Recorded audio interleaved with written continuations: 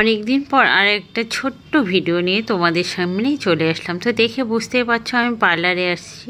অনেক দিন পর চলে আসলাম পার্লারে, কারণ নিজের লুকটা একটু চেঞ্জ করার জন্য। নিজেকে তো আর আমি পরিবর্তন করতে পারলাম না, বা কেউ আমাকে পরিবর্তন করতে পারলো না। তাই আমি ভাবলাম নিজের লুকটাকেই একটু চেঞ্জ করি।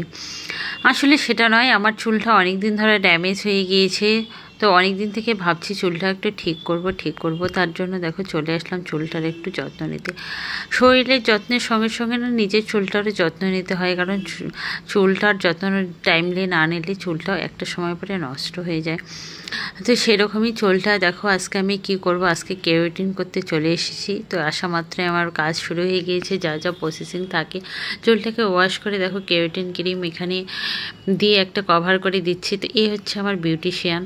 তো এই দিদিভাই মানে চুলের কাজগুলো খুব ভালো করে, তার জন্য আমি এখানেই আসি চুলের যে কোনো কাজ করতে, এখানেই আসি হেয়ার স্পা করতে, এখানেই আসি। আর বাইরে কোথাও যাই না, আমার সেরকম যেহেতু সময়ও হয় না। তারপরে দেখো আবারও 1-1.5 ঘন্টা বসিয়ে রেখে আবারও চুলটাকে ওয়াশ করছে। কেরাটিনটা করতে পুরো আমার প্রায় 4 ঘন্টার কাছাকাছি টাইম লেগেছে।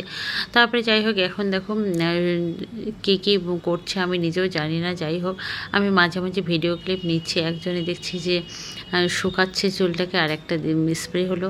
এই যে তারপরে দেখো এরকম লুক চলে আসলো আমার চুলটা এখন ওয়াশ করার পরে অনেকটাই ভালো হয়ে গেছে, কিন্তু এরপরে এখনও অনেক কাজ বাকি আছে। তো চলো সেগুলো তোমাদেরকে সঙ্গে একটু শেয়ার করব।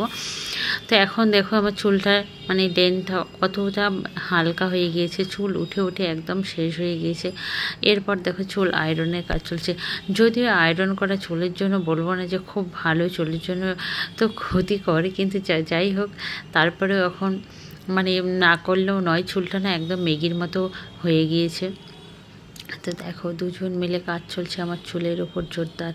তো চুলটা এখন মানে কি বলবো, আমার ঘুম পেয়ে যাচ্ছে। কেউ এরকম করে মাথায় হাত বোলালে না আমার ঘুম পেয়ে যায়।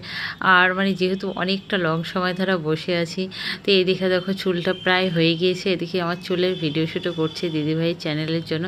তো এইবার দেখো চুলটা প্রায় চলে এসছে। এই যে ফাইনাল লুক চলে এসেছে। তোমরা কিন্তু কমেন্ট করে বলো যে আমার চুলটা কীরকম হয়েছে।